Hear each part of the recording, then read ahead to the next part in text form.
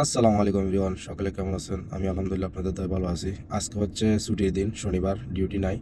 তো দুপুরের টাইমে ঘুমানোর টাইম, এখন বেলা বাজে 2টা। আমাকে নিয়ে আসছে আলহাজামে, এই যে দেখতেছেন এটা আলহাজাম। তো ম্যাডামকে গেটের সামনে নামাই দিয়েছি, ও মার্কেটিং করবে, কিছু বেশি টাইম লাগবে না বলছে। তো নামাই দিয়ে আমি আস্তে আস্তে যাইতেছি। এই যে আমার ডাইন পাশে দেখতেছেন এটা আলহাজাম, অনেক বড় একটা শপিং মল। আমি অবশ্যই ভিতরে যাই নাই, তো এখান দিয়ে আসতেছিলাম। রাস্তার পাশে একটা গাড়ি দাঁড় করে আছে, যাওয়ার মতো জায়গা অনেক সীমিত। তা যাই হোক, কোনোরকমভাবে এখানে পার হয়ে আসলাম।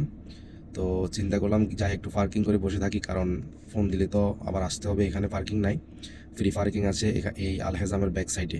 তো আমি চলে আসলাম ফাইনালি।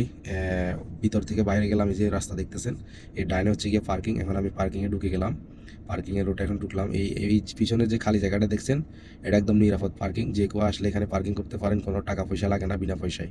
আর সামনে যেগুলো আছে এগুলো বিএপি পার্কিংগুলোতে যদি দাঁড় করান, তাহলে আপনাকে পেমেন্ট করতে হবে 30 থেকে 35 রিয়ালের মতো। তো আমি ফাইনালি এখানে চলে আসলাম।